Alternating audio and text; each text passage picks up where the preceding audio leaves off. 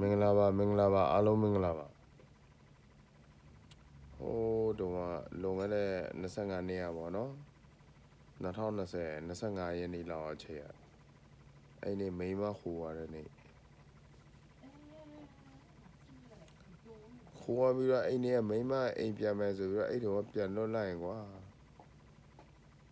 အခုလောက်ဆိုသူတို့အခြေအနေမျိုးတော့ဖြစ်မှာမဟုတ်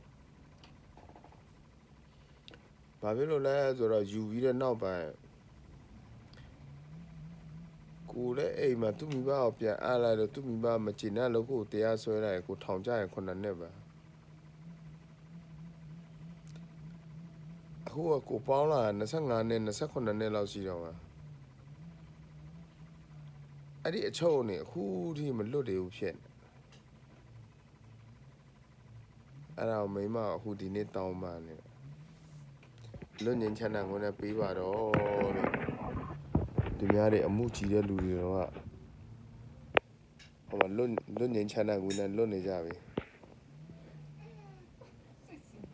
ငါကမလွတ်သေးဘူးဖြစ်နေတာအခုထိအဲ့ဒါကြောင့်မို့လို့ငါလည်းလွတ်ငင်းချမ်းသာကိုလည်းလွတ်ချင်နေပြီလေ